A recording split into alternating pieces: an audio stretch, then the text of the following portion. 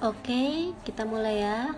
Assalamualaikum warahmatullahi wabarakatuh. Selamat malam siswa Smart. Bagaimana kabarnya? Semoga baik-baik saja ya. Di masa pandemi ini banyak sekali halangan dan rintangan yang harus kita hadapi. Salah satunya yaitu mengubah kebiasaan kita ke kebiasaan yang baru, seperti memakai masker saat keluar rumah, menjaga jarak dengan sekitar, hingga belajar dari rumah. Tapi itu jangan dijadikan sebagai beban, justru jadikan hal itu sebagai motivasi kalian untuk tetap cerdas meski di rumah aja. Banyak sekali platform-platform sekarang yang sudah tersedia saat ini yang bisa digunakan untuk mencari info, meningkatkan skill seperti tutorial-tutorial dan sebagainya. Nah, seminar kali ini kita akan share info mengenai dunia kuliah, bagaimana caranya menjadi mahasiswa terbaik versi narasumber-narasumber kita nanti, bagaimana menjadi mahasiswa yang tidak hanya belajar, tapi juga bisa berorganisasi dengan baik. Gitu. Yang pastinya kami akan menghadirkan narasumber-narasumber terbaik kita untuk sharing pengalaman mereka di dunia kampus.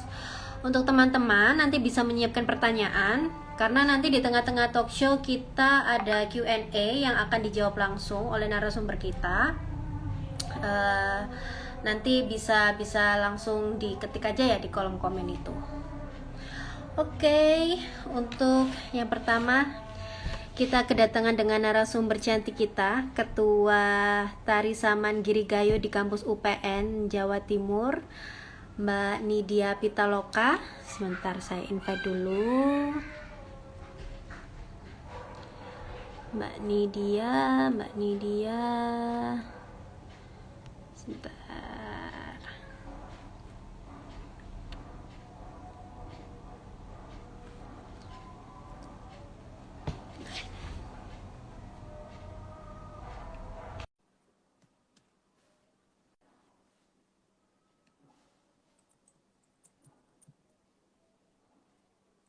Oke, sambil nunggu Mbak Nidia, mungkin teman-teman nanti bisa sambil nyiapkan untuk pertanyaannya. Halo. Halo. Dengar nggak ini suaraku ya? Dengar ya? Dengar. Oke, halo, assalamualaikum Mbak Nidia Pitaloka. Kita panggilnya apa nih? Mbak Nidia, Mbak Pita? Mbak Pita aja. Mbak Pita. Oke, gimana kabarnya Mbak Pita? Baik, alhamdulillah. Gimana Mbak Pita? Baik juga, alhamdulillah. Gimana ini masa pandemi gimana ini? Ini Mbak Pita kan masih aktif ya di kampus UPN ya, masih jadi mahasiswa? Iya, masih jadi mahasiswa di semester 8 sih sekarang. Semester 8. Berarti skripsi ya, Mbak Pita ya? Lagi skripsi. Oke, semester 8 lagi skripsi. Ini aku bacain juga ya untuk portofolionya sebelum kita masuk ke talk show, ke pertanyaan tanya jawab. Jadi Mbak Pita ini beliaunya sekarang sedang menjadi mahasiswa di kampus UPN Veteran Jawa Timur semester 8. Terus pernah juga menjadi ketua UKM Tari Saman, ya, Tari Saman Girigayo tahun 2019. Tuh, terus pernah juga mengikuti organisasi yang on top Indonesia Surabaya batch ke-7 sebagai Vice Program Director. Terus pernah juga ikut organisasi Gema Taqwa Manuan Surabaya sebagai General Treasurer of Teenage Mosque. Ya, benar ya Pita ya? Wah, ini pengalamannya banyak banget ini juga ada pengalaman kerjanya nih, pernah jadi internship member of via Telkomsel Surabaya, pernah jadi SPK of Priority Application Hockey Supermarket, pernah jadi social media admin of Kebab Bosman, private teacher, terus pernah juga business marketing of Healthy Draw Soup dan production team of Saya sampai susah ini bacanya. Saking banyaknya ini. Masya Allah ini ada prestasi juga sebagai Best Team of Internship Telkomsel 2018, semifinalis Wardah Beauty Talent 2017. Ini untuk pengalaman kerja organisasi. Ini kebanyakan tahun-tahun Mbak Wita masih jadi mahasiswa, betul ya? Iya, masih, ya sekarang juga masih mahasiswa Mm-mm. sih, cuma masih yang awal-awal gitu maksudnya. Hmm. Oke, itu gimana itu bagi waktunya nanti kita bisa bisa bisa sharing ya cara bagi waktu Iya, antara boleh. kuliah, tapi juga bisa berorganisasi, bisa ikut kerja, internship, bahkan memiliki prestasi seperti itu. Nah, sekarang kita mengkerucut dulu dari awal dulu sebelum kita kita sharing ke teman-teman. Ini kan teman-teman kita juga banyak yang masih SMK, SMA, man masih masih jenjang jenjang sekolah akhir yang ini nih dari siswa menjadi mahasiswa. Nah, itu kan dunianya udah beda banget, Mbak Vita, ya kan? Nah, itu gimana? Awal awal waktu masuk prosesnya masuk UPN ya? Waktu masuk UPN itu gimana? Bisa bisa sharing ke kita. Kalau masuk UPN, mungkin dari beberapa teman ini ada yang masuknya lewat SNM dan SBM juga ya. Nah, aku ini Mm-mm. salah satu orang yang tidak beruntung. Jadi, Hmm. maksudnya maksudnya nggak bisa masuk lewat jalur undangan atau ya lewat jalur undangan. Jadi aku harus berusaha lebih giat lagi untuk belajar di mempersiapkan di SBMPTN itu. Mm-mm. Jadi, ya gitu sih. Kalau ya lebih kayak gitu. Kalau saya persiapannya pasti persiapannya jauh-jauh hari banyak, lebih banyak em, cari info di luaran mengenai pendaftaran-pendaftaran kayak gitu sih. Hmm. Oke, jadi dulu dulu awal awal masuk ke UPN apa istilahnya kecemplung. Iya, karena Mm-mm. udah ditolak di dua perguruan tinggi jadi kayak banding setir aja gitu. Jadi Mm-mm. antara PTN yang di SNM dengan SBM itu beda. Nah, Mm-mm. ya apa ya istilahnya kayak ya banding setir sih karena melihat minat yang lebih ke kimia gitu ya. Jadi mencari Mm-mm. yang berkaitan dengan kimia gitu. Dengan kimia ya. Jadi Berarti sekarang ya jurusan udah apa, Mbak? Mm-mm. di teknik kimia. Jadi Teknik sebenarnya kimia. ya gitu sih kurang lebih kayak gitu. Mm-mm. Oke. Terus gimana Mbak Pita? Kan sebelum sebelum ini nih, sebelum menuju ke UPN sendiri kan pasti ada perasaan aku kemarin masih siswa loh yang belajar di Mm-mm. sekolah. Ya sama-sama belajarnya sih, meskipun di kampus juga belajar. Cuma pasti beda, suasananya beda karena dari siswa menjadi maha siswa pasti kan ada sesuatu yang wow di situ yang kita biasanya sekolah sampai SMA itu jadi anak kecil terus sekarang mahasiswa kita udah beda dunia. Nah itu gimana Mbak Vita, gimana pengalamannya waktu pertama kali menjadi mahasiswa itu gimana? Kalau pertama kali dari mahasiswa kita kan udah ini ya belajar di ospek mungkin ya. Jadi kalau Mm-mm. di ospek kan dilatih untuk mengenai tugas-tugasnya yang banyak. Mulai awal udah tugasnya mulai beda dengan yang ada di sekolah. Maksudnya Mm-mm. sebelum kita menjadi mahasiswa gitu.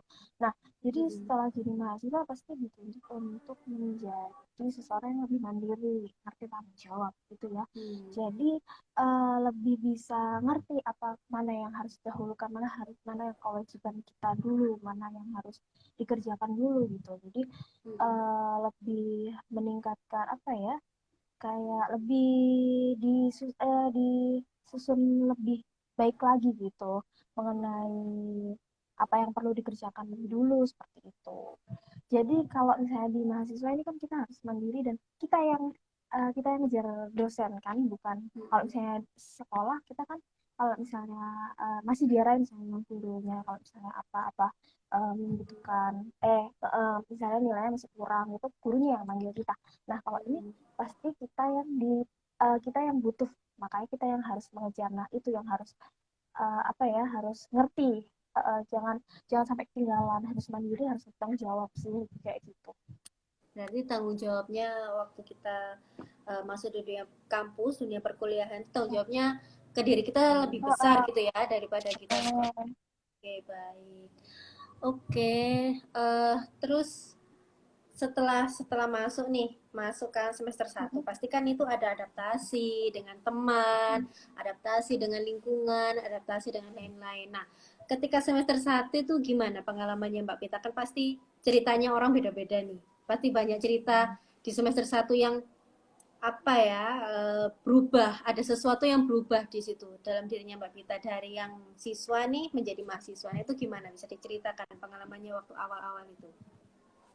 Nah, kalau pasti kalau awal-awal pasti butuh adaptasi ya. Jadi Mm-mm. gimana eh apa ya, kayak jam tidur mulai berubah, mulai mulai mulai anak, apalagi kan aku ambil jurusan yang teknik. Jadi mungkin di mata orang orang-orang itu eh pasti kayak tugasnya lebih banyak, tugasnya lebih berat, apalagi ada praktikumnya juga. Nah, itu yang bikin harus ya ya harus banyak adaptasi, mulai iya lebih harus banyak belajar, harus lebih banyak ini, harus banyak lah yang dikorbanin, ya kayak yang harus lebih dikorbanin. Jadi eh ya itulah, kalau kalau misalnya jadi masih semester satu, kita masih perlu adaptasi. Jadi untuk em, lebih banyak belajar aja sih, dan banyak harus harus mau mengorbankan apa yang menjadi kewajibannya dan lebih penting untuk belajar itu kan. Jadi kita harus harus rela untuk menjalani proses lah ya, istilahnya kalau misalnya masih semester satu kayak gitu.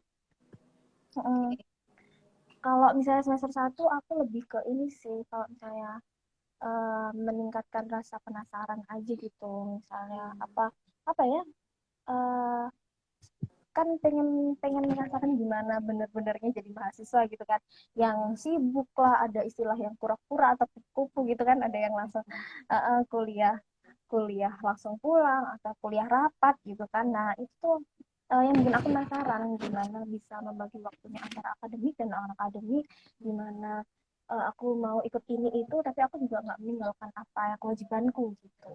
Oke, gitu. Nah, ini kan Mbak Pita kan juga pernah ikut organisasi dan lain-lain. Itu semenjak memutuskan untuk ikut organisasi itu di semester berapa? Semester satu itu aku udah ikut ini sih, Wardah itu.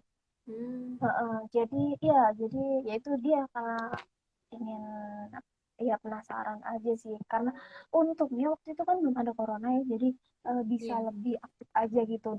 Dan syukurnya ya, dan syukurnya masih ada kesempatan untuk bisa melakukan. Jadi selama masih ada kesempatan itu jangan jangan ini sih, jangan malas-malas gitu, karena sekarang udah corona. Untungnya aku udah mencoba kegiatan-kegiatan secara offline gitu sih, organisasi rapat-rapat offline gitu, Hmm, harus survei ke sana kemari kalau misalnya mau ada acara dan sebagainya kayak gitu. oke.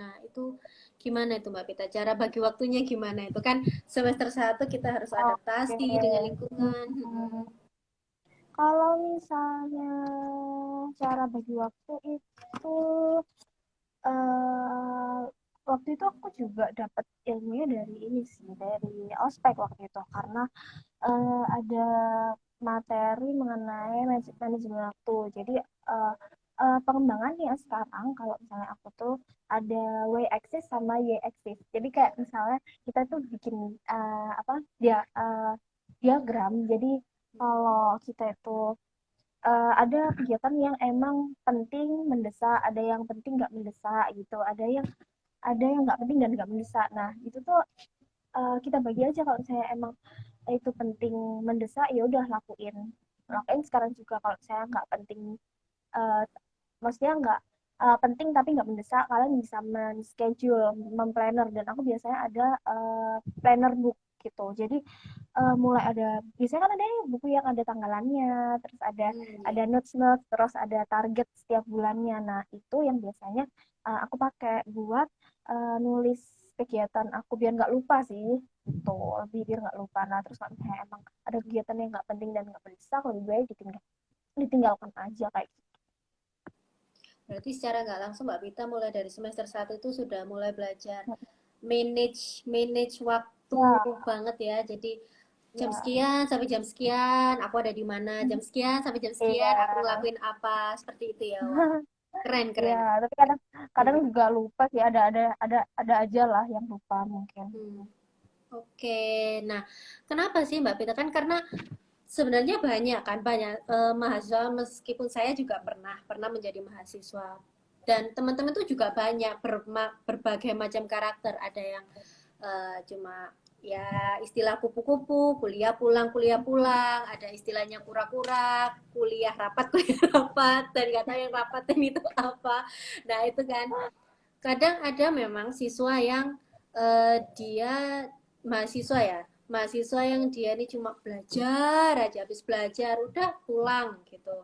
Terus ada yang ya pokoknya aku datang kuliah selesai, tapi dia organisasinya banyak banget gitu, jadi lupa akan dirinya sebagai mahasiswa, seperti itu. Nah, kalau menurut Mbak Pita sendiri, mahasiswa yang, kalau mahasiswa baik sih mungkin tergantung individunya masing-masing ya, baiknya seperti apa. Tapi kalau kalau dari Mbak Pita sendiri, mahasiswa yang idealnya tuh seperti apa? Apalagi di zaman sekarang ini yang banyak banget apa ya, banyak banget platform, banyak banget wadah-wadah di mana kita bisa mengkreasikan ide kita, mengkreasikan apa ya, kita bisa apa sih, kita punya apa sih, kita kita punya kemampuan apa sih. Nah seperti itu, gimana menurut Mbak Pita untuk menjadi mahasiswa ideal yang menurut Mbak Pita? Oke, kalau mahasiswa ideal ideal ideal Mm-mm. menurut saya, menurut aku pasti yang bisa membagi ini ya, bisa mengembangkan soft skill dan hard skillnya. Bisa aktif di akademik dan non akademik, bisa aktif di organisasi dan bisa aktif juga di kelas gitu, bisa kritis. Nah, Hmm. eh, kalau misalnya intinya kalau misalnya dia memang suka belajar, suka ini itu, kalian bisa eh, jangan hanya belajar aja, tapi kalian juga perlu untuk bekerja, apa ya, belajar menempatkan diri untuk bisa bekerja dengan tim kalian. Nah, itu penting. Jadi kalau misalnya hanya belajar aja, itu pasti apa ya, kalau misalnya dalam tim itu kadang kadang kan orang kan pribadinya beda-beda ya, mereka bisa memandang kita itu beda-beda juga. Nah, gimana kita itu bisa menyesuaikan diri di situ. Nah, gimana caranya, mulai dari hal-hal kecil aja. Mungkin kalau misalnya teman-teman yang suka belajar bisa mulai ikut lomba-lomba apa, mungkin LKTI atau gimana. Jadi belajarnya itu nggak hanya belajar, tapi dia bisa memanfaatkan ilmu yang dia dapatkan ini untuk sekalian berorganisasi, ikut apa ya, kalau saya biasanya kan juga kayak bicara di depan umum kayak gitu, itu kan juga mengasah soft skill kayak gitu ya. Jadi ya lebih ke kayak gitu sih, kalau misalnya mengikuti minat dan bakat aja sih. Kalau misalnya aku lebih ke yang non akademik, jadi kayak saman kita apa, atau bikin ikut join yang on top, itu merupakan salah satu organisasi di Surabaya yang kegiatannya itu membuat event-event di Surabaya. Nah, itu yang bisa melatih soft skill aku sih. Jadi mahasiswa ideal yang bisa membagi waktu untuk bisa mengembangkan keduanya pasti gitu. Oke, oke. Berarti kita nggak cuma menjadi mahasiswa pintar aja nih, pintar-pintar ilmu aja, tapi kita juga punya soft skill ya. Istilahnya soft skill. Kalau ilmu itu kan hard skill ya. Kalau Ya, uh, ilmu apa sih, ilmu kehidupan itu lebih ke soft skill. Seperti itu ya, ya, Mbak Vita ya. Oke, ini kurang luar lebih biasa seperti itu. sekali.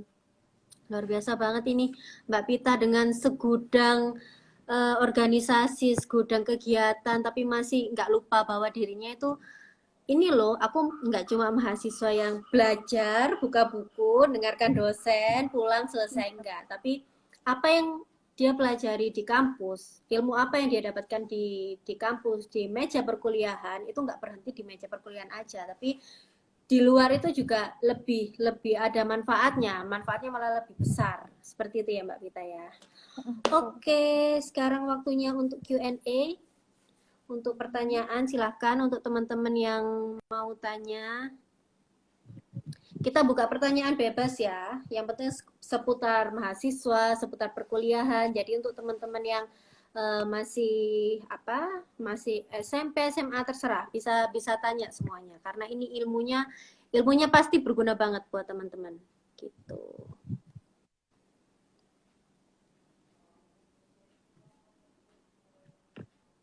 Oh, Sebentar. Ini ada pertanyaan dari sambil nunggu teman-teman yang di live ya. Kita ada pertanyaan titipan sebentar.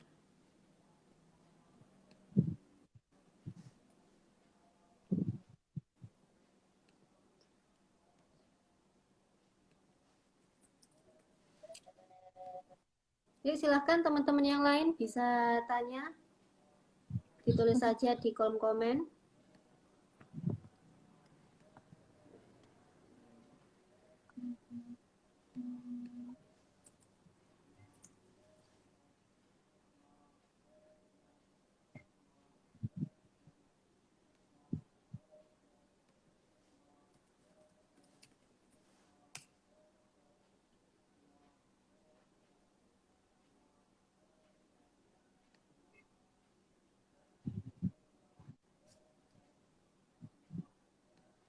Yuk teman-teman yuk.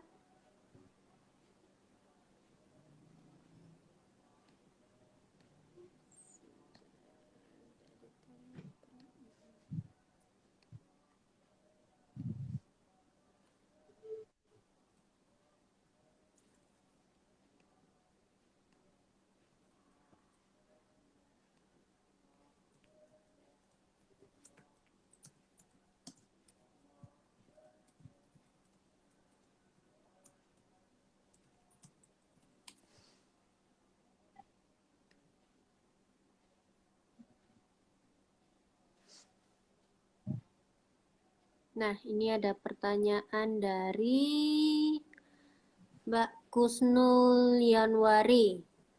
Mbak Pita, share pengalaman tertak terlupakan. Waduh, waktu organisasi dong.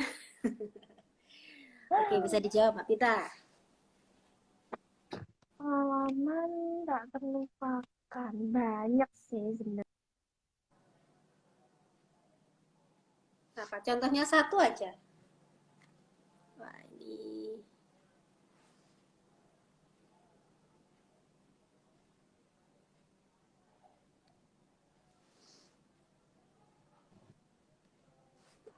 halo.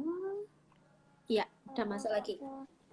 Ada kalau tak terlupakan eh, banyak sih, salah satunya kalau misalnya waktu itu pernah jadi mungkin ya menjadi PSC di salah satu acara ya, acara dari yang ngontop sih.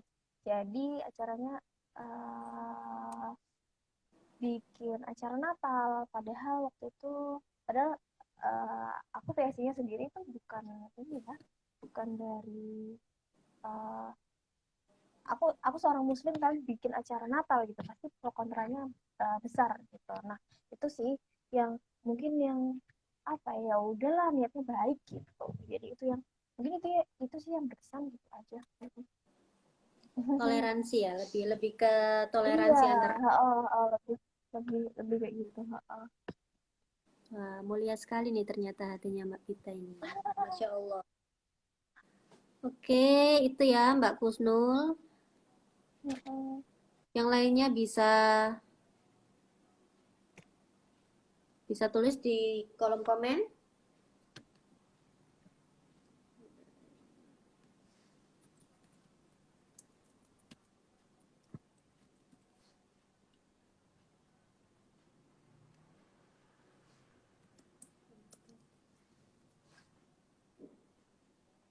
Mungkin untuk teman-teman sekarang karena masih banyak, karena sekarang masih kuliahnya secara online ya, mungkin kemarin sempat aku lihat itu juga, jadi sekarang itu ada apa ya, mahasiswa sekarang tuh mengalami burn out gitu kalau salah ya.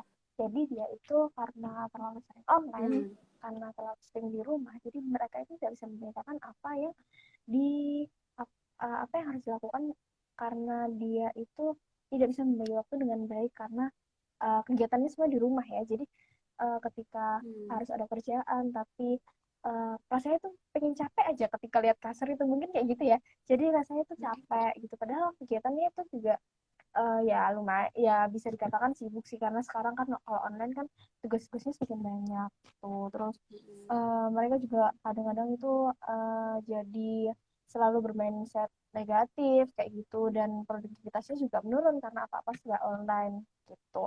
Nah, mungkin dari teman-teman sendiri, apa ya, itu tantangan sih ya, tapi kalau misalnya dilihat dari segi positifnya pasti juga ada sih, kayak misalnya webinar-webinar atau kayak Hmm. acara-acara yang online. Nah, itu bisa dimanfaatkan dengan baik untuk meningkatkan uh, mindset biar lebih produktif, bisa sambil ngumpulin sertifikat, bisa sambil mengembangkan pola pikir gitu. Nah, itu kan bisa menjadi ini ya, pembelajaran sendiri gitu kalau misalnya diambil dari sisi positifnya gitu. Jadi buat Ya, teman-teman sendiri, apa ya, diambil positifnya aja gitu. Kalau misalnya emang sekarang kegiatannya ya kayak gini emang bosan sih, cuma pasti ada aja lah kegiatan-kegiatan di luar yang bisa dimanfaatkan untuk meningkatkan potensi minat dan bakatnya masing-masing. betul betul. Ini ada pertanyaan dari teman-teman kita. Oke, ini ada beberapa. Oke, bagaimana sih Kak cara menjadi mahasiswa yang aktif selain mengikuti organisasi kampus?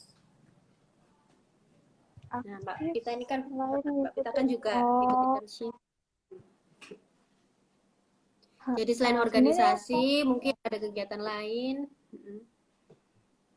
nah, kayak gitu kan, karena kita sekarang zamannya media sosial ya, apapun informasi bisa diakses mana aja. Nah, gimana cara kita itu nggak ketinggalan info, mungkin bisa kalian bisa follow-follow apa ya, akun Instagram Instagram kayak yang magang, volunteer itu banyak banget kalau misalnya dilihat di Instagram. Nah, biasanya aku ngikutin magang.id kalau nggak salah, terus sarjana volunteer, terus ada juga banyak sih kalau misalnya dicari di Instagram itu pasti ada share-share apa acara-acara gitu, acara-acara kayak gitu pasti ada di share di Instagram. Nah, itu bisa diikutin, jadi nggak ketinggalan infonya juga gitu. Biasanya teman-teman juga kalau misalnya habis acara itu pasti upload tribun gitu, kalau misalnya daftar gitu pasti ada upload tribun. Nah, itu bisa di kan biasanya untuk si penyelenggara acara itu bisa dijadikan sebagai promosi ya. Nah, itu bisa diikuti gitu. Nah, kayak gitu sih. Oke, ini ada pertanyaan juga dari teman kita yang ada di komen dari Resitara. Untuk di masa pandemi gini, kalau mau aktif berorganisasi, caranya gimana, Kak? Nah, ini. Mana ini? Oh, kalau ini sekarang mungkin masa pandemi banyak, sebenarnya ada dua ya. Biasanya kan ada kayak yang organisasi aja atau mungkin kayak webinar-webinar gitu ya. Kalau organisasi kebanyakan sih sekarang masih ada sih. um, Maksudnya salah satu yang aku ikutin itu adalah yang on top itu kan. Nah, itu masih aktif sampai sekarang, jadi itu bisa ini mungkin kegiatannya emang online semua, tapi banyak lah kegiatan-kegiatannya. Salah satunya mungkin ada share-share ini kok, apa, di salah satu ini IGTV-nya itu ada mengenai jurusan-jurusan. Jadi itu bisa dibuat referensi juga sebagai teman-teman bisa lihat-lihat ini, cari referensi sebagai biar nggak bingung lagi milih jurusannya gitu. Kalau misalnya aktif organisasinya gimana? Uh, Banyak sebenarnya, masih ada banyak organisasi-organisasi yang masih aktif sampai meskipun sekarang pandemi gitu mungkin, tapi lebih diarahin ke online kegiatannya kayak gitu. Mm-mm. Bahkan sekarang kebanyakan sih kalau saya aku lihat ya, itu kebanyakan organisasi, kalau acara, kalau magang atau volunteer itu biasanya kebanyakan di bidang sosial media. Jadi penting banget buat teman-teman sekarang itu belajar mengenai kayak Photoshop gitu sih ya. Terus Corel Draw kayak gitu tuh penting banget sih. Terus editor kayak edit-edit video atau gambar kayak gitu itu penting banget karena di nggak cuma organisasi pun tapi magang dan apapun sekarang itu pasti butuh itu gitu. Itu bisa dibuat uh, belajar sih Oke, gitu. untuk persiapan di Mm-mm. dunia kerja besok ya Mbak Pita berarti ya. Jadi supaya kerja Mm-mm. nanti kita punya bekal, nggak kaget lagi seperti itu. Nah ini pertanyaan terakhir untuk Mbak Pita dari Zaka Farishi B. Kak Pita, gimana caranya aktif organisasi internal atau eksternal tapi bisa lulus tepat waktu? Please advice. Nah, gimana? Iya, mungkin yang udah dijelasin tadi ya. Jadi kalau eh, ini apa kita bisa mulai membagi waktu untuk mana yang mendesak, mana yang enggak, mana yang penting, mana yang mendesak kayak gitu. Biar semuanya tetap bisa aktif dan bisa sesuai sesuai dengan rencana. Nah, salah satu yang biasanya aku terapin adalah pakai book planner itu tadi. Nah, book planner itu mulai dari tanggalan, mulai dari target, mulai dari apa apa aja sih. Jadi biasanya aku misalnya ada kegiatan-kegiatan aku tulis di situ. Jadi biar nggak lupa. Jadi target-target juga ada. Misalnya kayak aku bulan ini bisa menyelesaikan bab ini sama bab ini gitu. Nah itu biasanya aku tulis. Jadi dua-duanya jalan. Nah mulai misalnya ada nanti tanggal sekian sampai tanggal sekian itu biasanya aku tulis di kalender yang ada di buku itu. Nah itu tuh bisa sebagai notis sih ya. Jadi kalau misalnya jadi target-target mulai terus kegiatan terus dan sebagainya itu bisa tulis di satu buku gitu. Jadi bisa tetap notis kita, bisa tetap ingat gitu. Oke. Jadi bisa Oke, bisa semoga sesuai dengan target dan bisa uh, bisa ini sih nggak lupa atau nggak menyepelekan target. Karena kalau misalnya ada target itu kita bisa memicu untuk mengejar itu gitu. jadi semacam Mm-mm. buat jadwal sendiri gitu ya Mbak Pita ya. Nah, Buat jadwal sendiri, buat timeline sendiri, rencana kita hari ini apa, besok apa. Nah, nanti goalnya kita itu apa. Nanti nanti nanti bisa di apa sih dibuat jadwal seperti itu ya Mbak Pita ya. Oke, iya biar sudah. Mhm. Oke, nah sekarang yang terakhir Mbak Pita, saran dan pesan kepada calon teman-teman ini yang calon maba, calon mahasiswa baru ini gimana? Mungkin ada saran dan pesan. oke. Iya, jadi buat teman-teman mungkin jangan menyepelekan ini ya, karena karena ini tuh apa ya, kita kita belajar selama 4 tahun pastinya harus sesuai dengan apa yang kita harapkan, pasti harus sesuai dengan biar nggak males aja gitu sih. Jadi harus lebih menetapkan pilihan untuk sesuai dengan minat dan bakat. Kalau misalnya suka kimia ya udah kalian bisa belajar memilih kimia, entah kimia murni atau kimia teknik kimia atau apapun gitu. Nah, jadi harus disesuaikan dulu dengan minat bakatnya. Terus kalian bisa riset, bisa mencari beberapa sumber terpercaya mengenai isi-isinya itu, isi apa sih yang dipelajari di mata kuliah itu, di jurusan itu, di program studi itu gitu. Terus termasuk mempelajari kurikulumnya. Jadi mulai kayak em, mempelajari mengetahui pelajaran-pelajarannya. Jadi kalau misalnya ada mata kuliah termodinamika misalnya kayak gitu. Nah, itu kan apa yang dipelajari gitu. Nah, itu tuh diketahui sesuai nggak dengan keinginannya dia, sesuai nggak dengan minatnya dia gitu. Jadi kalau misalnya ada jadi sebenarnya aku juga awalnya itu juga riset-riset gitu sih. Jadi mengetahui silabusnya, mengetahui kurikulumnya. Jadi biar nggak salah gitu. Kadang kalau misalnya Jadi kadang aku juga kejebaknya di bukan kejebak sih, kayak lebih jadi buat pelajaran buat teman-teman aja kalau misalnya di teknik kimia itu nggak cuma belajar kimia tapi lebih banyak ke fisikanya. Nah itu bisa jadi apa ya, pelajaran. Jadi kalau misalnya kalian suka kimia, nggak semuanya kimia gitu. Nah itu harus, itu yang harus perlu di riset gitu. Kalau misalnya kalian bisa mengimbangi fisikanya atau gimana gitu, atau pelajaran-pelajaran yang ingin dipelajari di program studi yang kalian pilih itu sesuai, ya oke, nggak apa-apa gitu. Terus cari tahu prospek kerja yang kalian inginkan. Jadi nggak cuma silabusnya, nggak cuma kurikulumnya aja, dan nggak cuma ngikut-ngikut temen aja sih.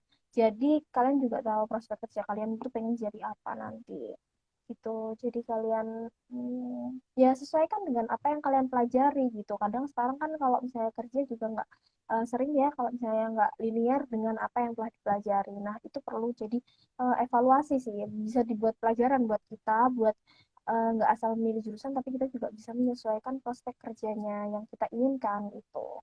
Terus ya itu tadi, jangan ikut-ikut temen, jangan ikut-ikut gengsi, jangan ikut-ikut karena ini tuh jurusannya terkenal atau apa gitu. Nah gitu, kita sesuaikan dengan kemampuan kita, sesuaikan dengan minat kita, karena ini nggak cuma satu satu dua tahun, tapi ini bisa jadi 4 tahun bahkan lebih kalau misalnya teman-teman itu terjebak sudah di situ gitu. Jadi bisa buat pelajaran aja gitu. Dan yang terpenting adalah minta restu orang tua.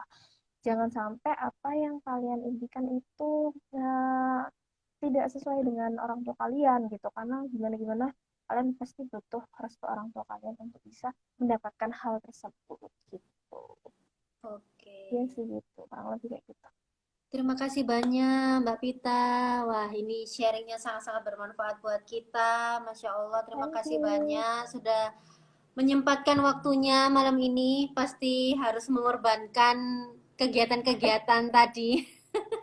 Makasih banyak, kita malam ini banyak banget dapat ilmu, dapat manfaat dari Mbak Pita. Mudah-mudahan Mbak Pita sehat terus, sukses terus. Amin. Terima kasih. Kita makasih banyak untuk Mbak Pita. Ya, sampai jumpa lagi. Mudah-mudahan nanti di lain kesempatan kita bisa sharing lagi, bisa ngobrol lagi. Nanti mungkin setelah Mbak Pita lulus, setelah Mbak Pita sudah bekerja dan lain-lain, kita bisa sharing lagi ya. Makasih banyak Mbak Pita. Terima kasih banyak Ya, atas kesempatannya. assalamualaikum. Semoga apa yang di sharing bisa bermanfaat bagi semua. Amin. Oke. Amin. Makasih Terima banyak. Oke. kasih.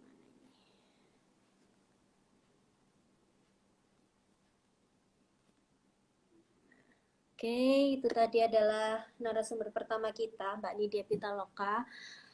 Wah, itu benar-benar ilmu yang mahal buat kita semua ya, karena nggak semua mahasiswa, nggak semua orang tuh bisa menceritakan, bisa men-share apa yang mereka lalui, karena menjadi mahasiswa itu nggak antara orang satu dengan orang lainnya itu pasti beda, meskipun dengan pengalaman yang sama, meskipun dengan banyak organisasi atau punya organisasi yang sama dan lain-lain, mereka pasti punya satu ciri khas, satu apa ya, satu kunci di mana mereka bisa sukses antara kuliah dan juga dengan juga organisasi. Karena di dunia perkuliahan itu kita nggak hanya belajar di buku aja, nggak cuma belajar di meja perkuliahan aja, tapi kita juga belajar di luar itu, yaitu untuk meningkatkan soft skill dengan berorganisasi, dengan mengikuti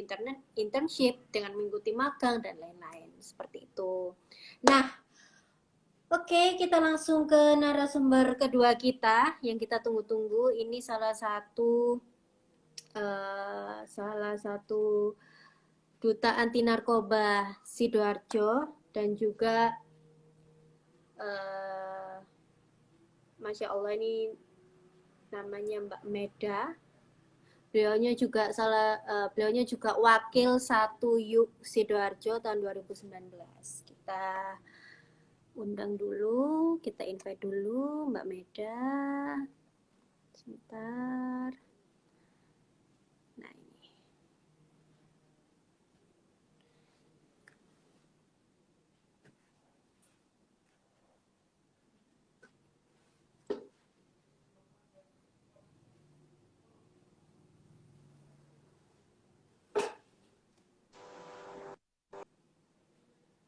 Udah masuk belum?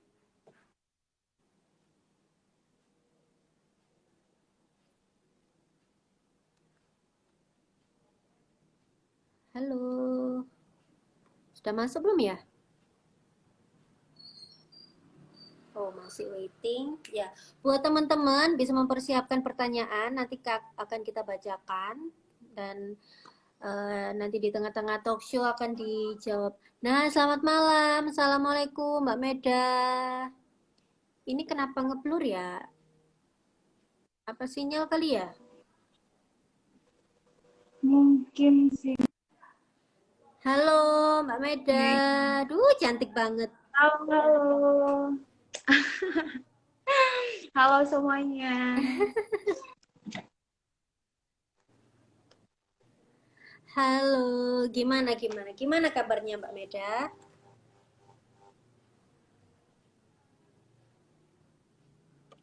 Mbak Ini Sandra gimana sinyalnya kabarnya? kayaknya ya.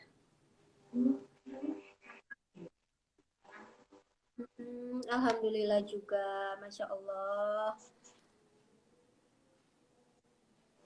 Sebentar, ini kayaknya ngeblur nggak? Kok di sini ngeblur ya, Mbak Meda ya?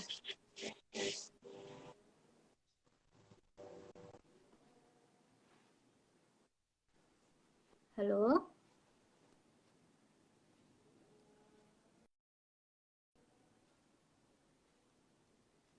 halo. Ya, yang lainnya sambil sambil nunggu bisa dipersiapkan. Halo, yang lainnya sambil nunggu bisa dipersiapkan pertanyaannya ya. Iya, suaraku jelas ya. Soalnya di sini agak agak putus-putus, agak blurry.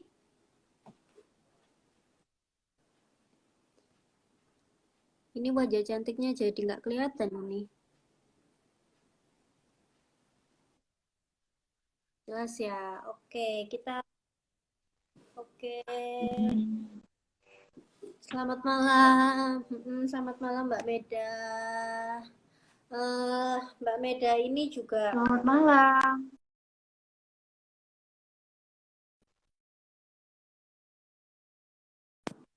oke, Mbak Meda ini juga salah satu mahasiswa UPN juga, temannya Mbak Pita juga, satu organisasi juga sama Mbak Pita. Tapi punya beda cerita. Gitu. Wah, ini sinyalnya nih ya, terkendala sinyal. Oke, yang lainnya harap sabar.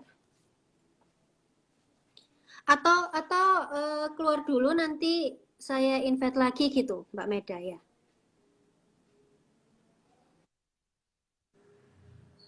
Nah, ini sebentar.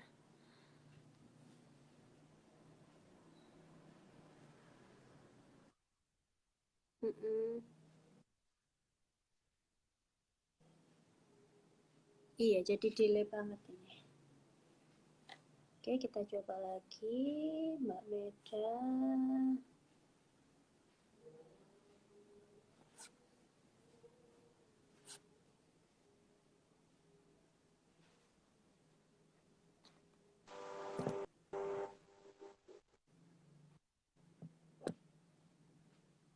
Nah,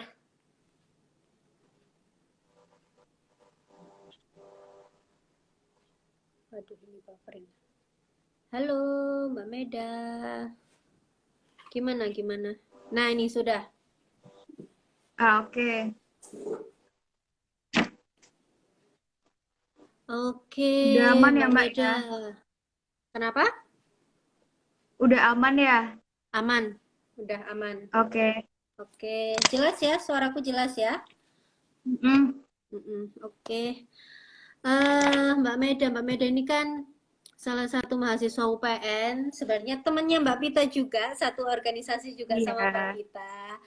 Tapi punya beda cerita, punya beda pengalaman juga pastinya, punya beda kegiatan. Jadi kita di sini kan sharing. Jadi sharing info gimana sih dunia kampus itu, gimana sih perbedaan dari yang siswa menjadi mahasiswa. Jadi supaya teman-teman kita yang masih siswa-siswa nih, yang baik itu SMP, SMA, ya terutama SMA ya, itu mereka bisa tahu bahwa oh gini loh dunia kampus, begini loh perkuliahan itu yang kita nggak cuma fokus aja nih di pelajaran, tapi kita juga bisa berprestasi di bidang yang lainnya gitu. Salah satunya Mbak Mbak Meda juga ikut organisasi ajang ya, jadi kayak kontes kontes ajang ya kita bisa bilang itu. Iya. Salah satu finalis Duta Anti Narkoba, terus itu tahun 2017, terus menjadi wakil satu YUK Sidoarjo tahun 2019 gitu. Kita doakan mudah-mudahan bisa bisa siapa tahu bisa maju jadi ke ajang Miss Indonesia mungkin. Amin, amin, amin ya Amin, Allah. amin. Kita doakan ya. Tuh. Kan kita ikut bangga juga. Alhamdulillah, insya Allah ya.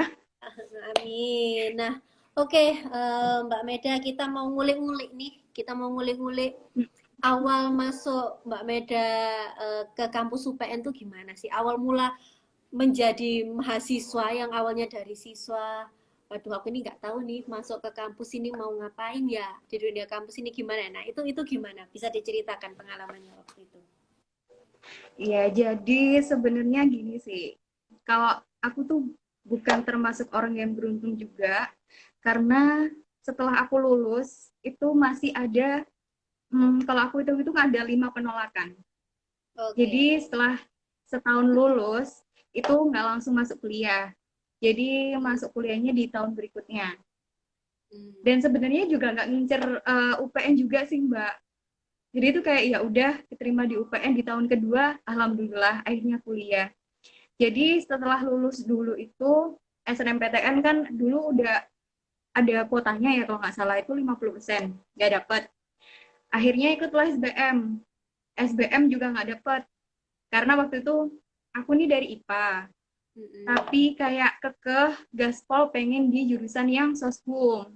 Hmm. Terus habis itu waktu itu jurusannya nggak setuju, orang tua tuh nggak setuju. Akhirnya ya udahlah karena orang tua kayaknya nggak ada doa di aku di jurusan itu, akhirnya nggak keterima. Oke. Terus abis itu apa namanya? Cobalah mandiri. Mandiri itu juga di UPN, Mbak, nggak keterima Hmm. juga. Akhirnya coba di UNS nggak keterima juga, vokasi UNER nggak keterima juga. Terus akhirnya tahun kedua itu aku baru coba SBM lagi, alhamdulillah lolos. Tapi selama 1 tahun itu nunda aku ada ini sih, ikut freelance sama kerja gitu. Jadi pokoknya prinsipku waktu itu gini, dulu tuh awal-awal di tahun pertama idealis banget. Di tahun kedua akhirnya lebih realistis, ya udah yang penting ada restu orang tua, tahu kapasitas, tahu kemampuan, akhirnya dapat di tahun kedua di UPN itu. Dan pilihan pertama itu, Mbak. Alhamdulillah. Langsung di pilihan pertama Alhamdulillah, ya, Mbak Meda. pilihan pertama. Oke, Terus di jurusan apa sebenarnya kalau agak boleh tahu? kaget sih itu. Jurusan akuntansi tuh, Mbak. Hmm, akuntansi. Jurusan akuntansi. Padahal di SMA ya Oke. 3 sebenarnya dapat, kok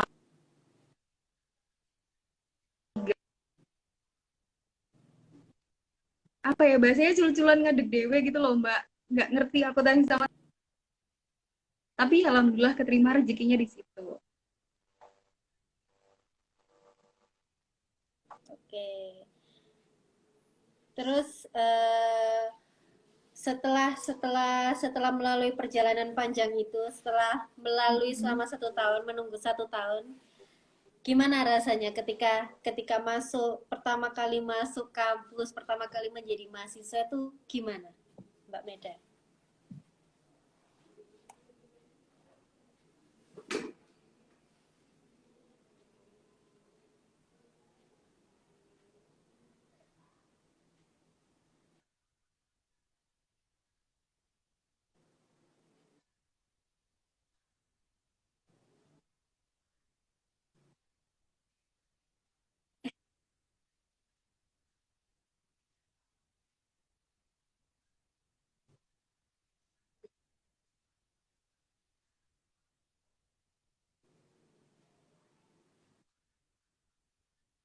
pulau iya gitu. Jadi senang banyak teman. Akhirnya dapat Hmm, titel, dapat status oke. seorang mahasiswa gitu. Oke, udah beda beda dunia ya. Jadi antara dunia siswa nih sekarang menjadi Iya, maha. vibe-nya Ada udah kata beda. maha di depannya. Oke oke oke, keren. Oke, terus kesan awalnya, Mbak Meda, kesan awal menjadi mahasiswa tuh gimana? Karena kan peralihan itu tadi, Mm-mm. kesan awalnya gimana? Apakah dunia kampus itu sebegitu menakutkannya atau justru menyenangkan atau bagaimana? Menurut Mbak Meda. Kalau misalnya ini ya, menyeramkan itu ya enggak juga. Karena sebenarnya kalau jadi mahasiswa, itu waktu kita malah lebih fleksibel daripada kita jadi siswa. Kalau misalnya siswa kan dia dari pagi sampai sore kan sekarang. Kalau misalnya jadi mahasiswa bisa juga cuma pagi aja nih, terus habis itu nanti nyambung sore lagi ada kuliah. Nah, di situ aku mulai menyesuaikan diri sama waktu itu gitu. Ada kagetnya juga gitu loh. Karena kan waktu kuliah di semester awal itu jedanya tuh lumayan. Dapat kuliahnya itu yang mata kuliah pagi, Hmm, terus habis itu mata kuliah keduanya dapat sore gitu. Terus ini di senggang waktu ngapain ya, sempat bingung di situ juga. Akhirnya mulai menyesuaikan juga. Ya alhamdulillah bisa gitu loh. Apalagi untuk masalah pelajarannya juga ya, mata kuliahnya juga yang awalnya nggak tahu apa-apa, mau nggak mau tanggung jawab jadi mahasiswa itu lebih besar. Jadi harus bisa ngerti, harus bisa paham juga apa yang dimau dosen, terus uh, coba buat networking, cari relasi sebanyak-banyaknya waktu itu. Apalagi teman-teman pada jauh-jauh tuh Mbak, baik dari luar kota juga. oke oke. Eh, oke, Mbak Meda.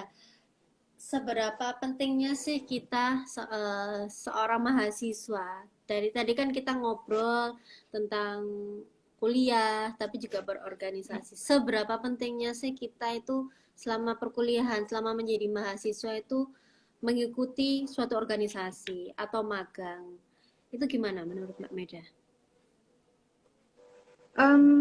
Sebenarnya untuk masalah penting atau enggak itu tergantung dari kemauannya kita juga. Hmm, Jadi belajar harus, karena itu memang kewajiban dan tanggung jawab sebagai mahasiswa. Tetapi belajar itu juga kalau misalnya apa ya istilahnya, kalau nggak bermanfaat untuk orang lain dipendam sendiri buat apa gitu. hmm, Jadi mending bisa ngambil kegiatan yang positif, berguna buat orang lain, contohnya buat ikut organisasi dan lain sebagainya. Karena belajar-belajar terus tapi dipendam-pendam sendiri nggak bikin makin pinter. Pinter buat diri sendiri iya, tapi untuk orang lain kan kita perlu, apalagi kan kita manusia juga makhluk sosial, perlu yang namanya relasi, perlu yang namanya kita kerja sama-sama orang, kayak gitu.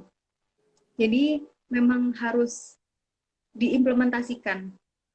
Ilmu yang kita dapat tuh memang harus diimplementasikan. Kalau menurut aku ya,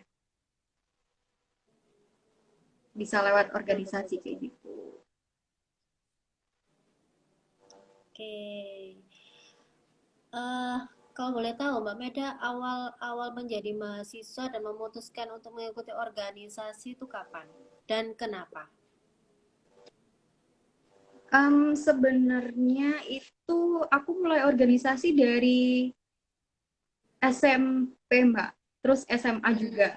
Tapi mulai kayak hektik-hektiknya masuk di apa organisasi itu pas mau ke kuliah, mau ke kuliah yang oke. jadi finalis duta anti narkoba itu.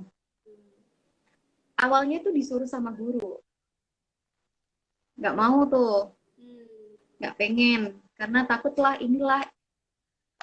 Nah, terus habis itu mulai dari situ ketagihan tuh Mbak. Ketagihannya karena kita banyak temen di organisasi yang pernah aku ikutin di awal itu. Akhirnya alasan aku buat ikut ajang yang lainnya itu semata-mata pengen nambah relasi dan juga nambah pengalaman. Itu sih. Karena menurutku kita belajar terus itu nggak apa ya, nggak bikin kita happy juga. Kalau aku bakal happy kalau misalnya aku bisa berbagi sama orang. Ilmu yang aku dapat aku bagi sama orang gitu. Mulia sekali Mbak Meda ini. Ternyata nggak cuma Ah, pinter, nggak Masya cuma Allah. cantik, tapi hatinya juga, Masya Allah.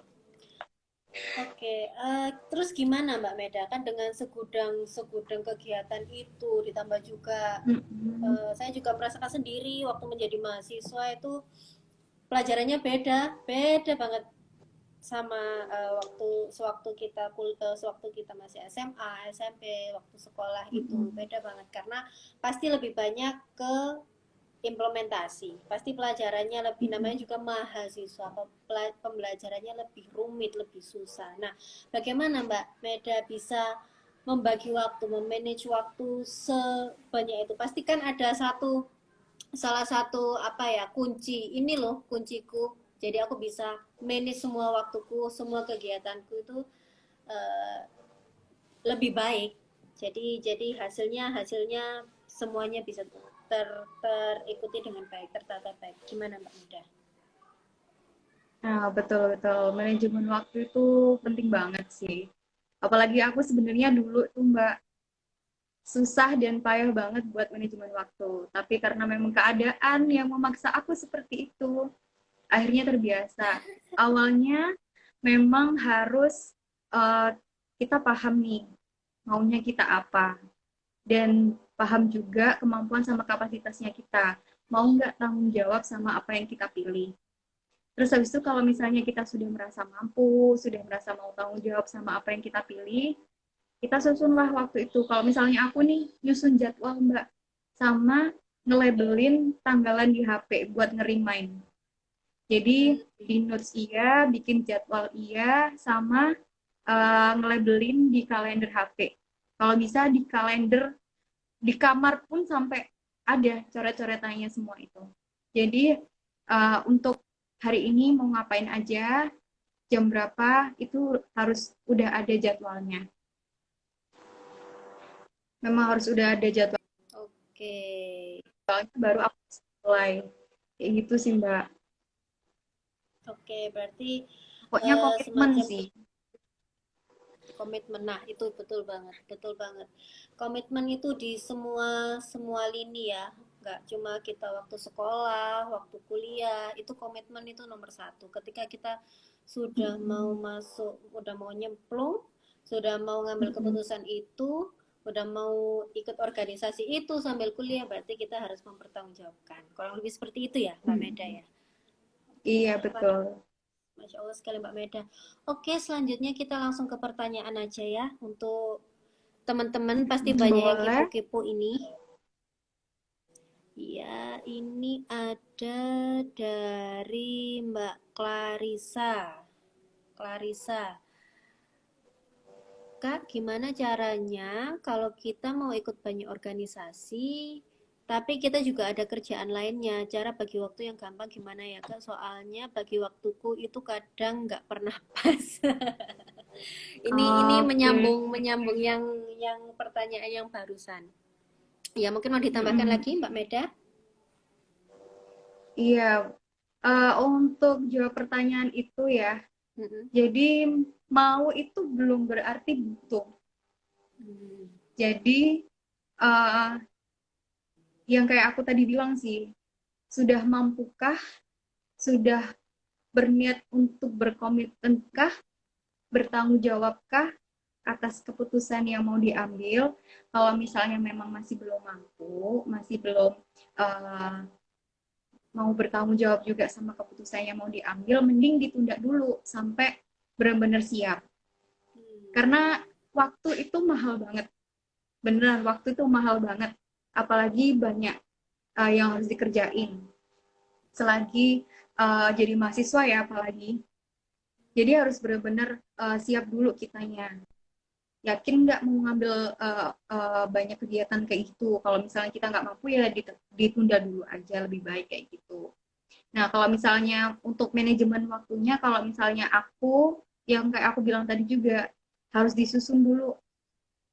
Ini kalau misal caraku ya, boleh diterapin ke, siapa tadi Mbak? Clarissa ya? Ya. Boleh diterapin, boleh enggak. Yang penting harus siap tanggung jawab, komitmen, dan juga paham sama kemampuan diri. Jangan dipaksakan, kasihan soalnya nanti badannya kalau misal harus dipecah sini situ. Kan bukan amuba. Betul, betul, betul. Jadi kita harus tahu juga ya standar kita di mana, kemampuan kita di mana. Jadi supaya bisa mengikuti segala sesuatu tuh bisa lebih maksimal. Seperti itu ya Mbak Meda ya. Iya, betul. Oke, sekarang ada pertanyaan lagi nih dari teman-teman. Sebentar.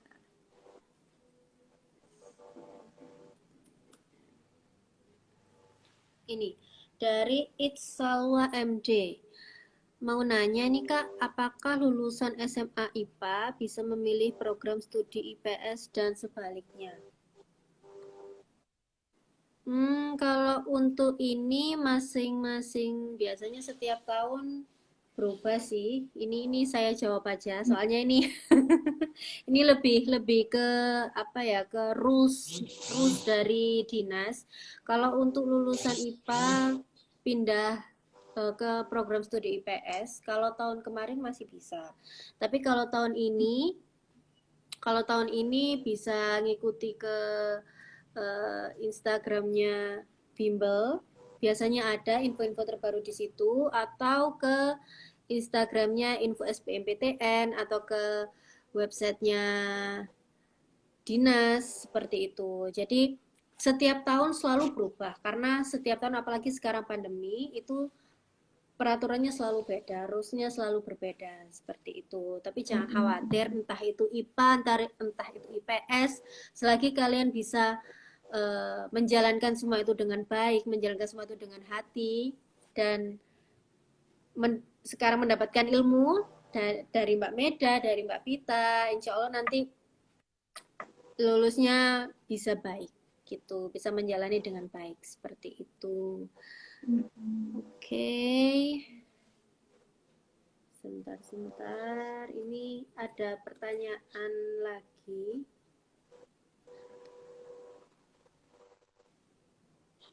Oh, ini ada yang tanya dari teman-teman di balik layar ini. Kalau Mbak Meda tipe mana? Mahasiswa dengan nilai baik atau mahasiswa dengan pengalaman terbanyak? Wah, ini pertanyaan menohok ini. Betul, betul, Mahasiswanya betul. bisa dijawab Mbak Meda. Pilihan yang lumayan ini ya, lumayan cukup berpikir kalau aku. Jujur sih, tapi untuk nilai ya kalau misalnya bagus-bagus banget, aku sih enggak. Tapi kayaknya prefer.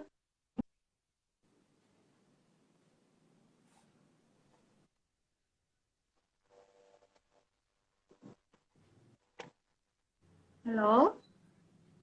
Iya, halo. Barusan putus ya? Sudah. Oke. Oke. Yuk, bisa lanjut Mbak Meda. Jadi kalau misalnya aku nih Mbak, prefer ke yang kedua, mahasiswa dengan pengalaman yang banyak. Kalau misalnya nilai itu kan cuma tulisan tangan kan, cuma ketikan doang gitu. Yang menilai juga orang-orang akademik di situ aja. Tapi kalau misalnya pengalaman, kita banyak relasi, banyak networking juga. Ilmu tuh kan terbatas, bukan terbatas, ilmu tuh luas banget, nggak terbatas. Jadi nggak perlu tentang akademik aja yang harus kita fokusin. Tapi pengalaman yang lain, ilmu yang lain juga harus kita tahu juga.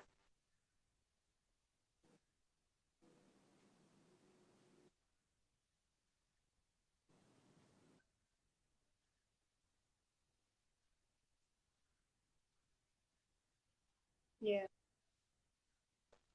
semakin banyak kita tahu untuk menghadapi suatu masalah. Nilai itu cuma angka kok. Betul, betul. Kalau misal aku ya. Iya, betul, betul. Yang penting kita bisa paham ilmunya dan kita bisa menerapkan ilmu tersebut. Seperti itu ya, kurang lebih Mbak Meda. Ya, oke. Sementara itu dulu. Nah, sekarang yang terakhir, saran dari Mbak Meda, saran dan pesan dari Mbak Meda untuk calon mahasiswa baru, untuk teman-teman kita yang mau masuk ke jenjang perkuliahan atau teman-teman yang lagi kepo nih dunia kuliah ini seperti apa? Nah, itu gimana? Saran dan pesan untuk mereka.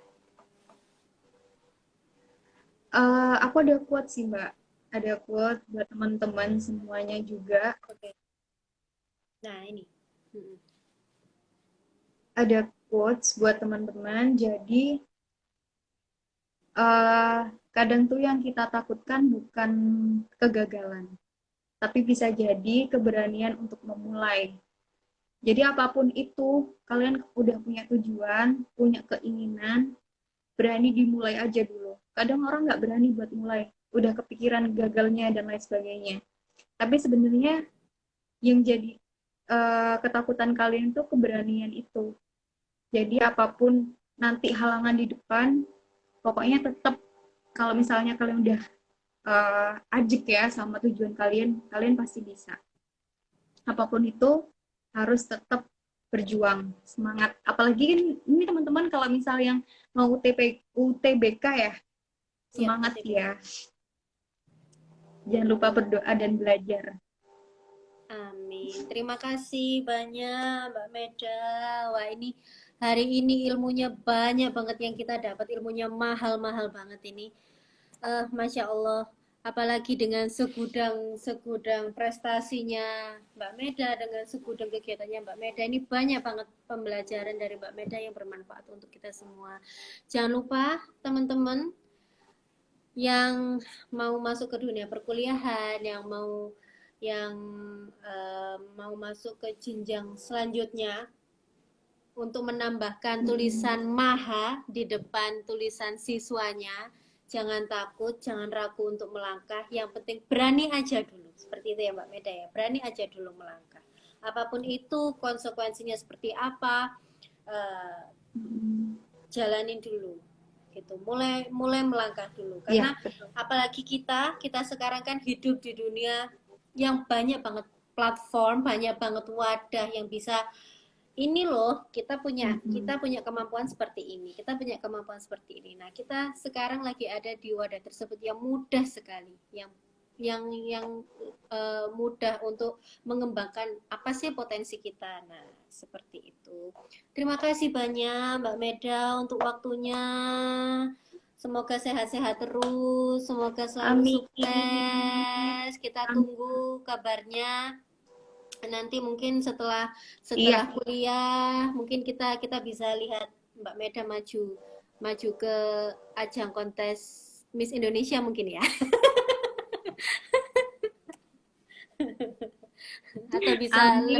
atau bisa ke internasional. Amin. Jangan lupa follow IG aku ya. Amin. Boleh bisa di follow IG-nya Mbak Meda.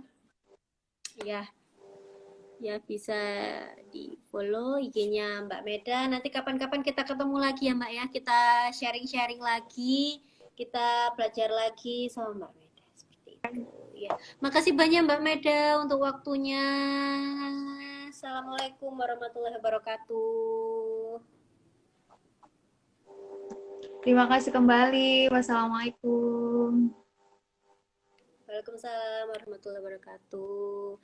Terima kasih buat teman-teman yang hari ini sudah join. Itu tadi kita sudah menghadirkan dua narasumber kita yang luar biasa sekali, yang ilmunya sangat-sangat mahal, yang kita nggak akan temuin dari teman-teman lain, karena beliau-beliau ini memang punya segudang prestasi, punya segudang kegiatan.